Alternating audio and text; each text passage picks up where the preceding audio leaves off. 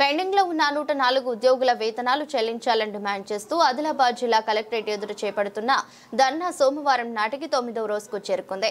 గత ఏప్రిల్ నెల నుంచి ఉద్యోగులకు 5 నెలల వేతనాలను చెల్లించలేదని కలెక్టర్ కార్యాలయం ముందు ఖాళీ ప్లేట్లతో నిరసన తెలిపారు. తమకు జీతాలు రాక పస్తులు ఉండవలసి వస్తుందని ఖాళీ ప్లేట్లు చూపిస్తూ కలెక్టర్ కార్యాలయం ముందు కూర్చొని నినాదాలు చేశారు.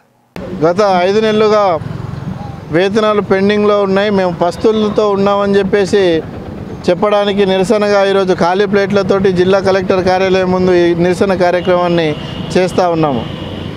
పెండింగ్లో ఉన్న గత 5 నెలల వేతనాలను చెల్లించాలని, కొనసాగింపు ఉత్తర్వులను వెంటనే విడుదల చేయాలని 104 ఉద్యోగస్తులు గత 9 రోజులుగా జిల్లా కలెక్టర్ కార్యాలయం ముందు టెంట్ వేసుకొని నిరసన కార్యక్రమాలు చేస్తూ ఉన్నాం.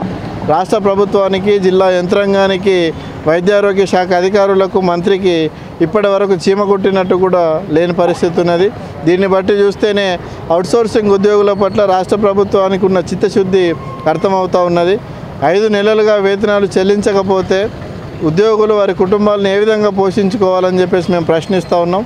కాబట్టి రాష్ట్ర ప్రభుత్వము, జిల్లాధికారి యంత్రాంగము, జిల్లా కలెక్టర్ గారు, వైద్యారోగ్య శాఖాధికారి గారు వీళ్ళందరూ స్పందించి ఏకకాలంలో పెండింగ్లో ఉన్న 5 నెలల వేతనాలను ఉద్యోగుల ఖాతాల్లో జమ చేయాలి, కొనసాగింపు ఉత్తర్వులను వెంటనే ఇవ్వాలి.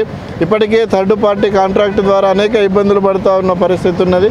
కాబట్టి ప్రభుత్వమే వీరందరికీ 1వ తారీఖున ట్రెజరీ ద్వారా వేతనాలు చెల్లించాలని చెప్పేసి మేము డిమాండ్ చేస్తూ ఉన్నాం. ఉద్యోగులు ఆ రోజు రూల్ ఆఫ్ రిజర్వేషను, సెలక్షన్ కమిటీల ద్వారా ఎన్నిక కాబడ్డ వాళ్ళు, పూర్తి స్థాయిలో రెగ్యులర్ కావడానికి అర్హతలు ఉన్నవాళ్ళు. కాబట్టి వీరందరినీ రెగ్యులర్ చేయాలని చెప్పేసి మేము డిమాండ్ చేస్తూ ఉన్నాం. ఈ డిమాండ్ల సాధన కోసం రాష్ట్ర ప్రభుత్వము, జిల్లా అధికార యంత్రాంగం స్పందించకపోతే రానున్న రోజుల్లో పెద్ద ఎత్తున ఆందోళన పోరాటాలు చేస్తామని మేము ఈ సందర్భంగా హెచ్చరిస్తాం.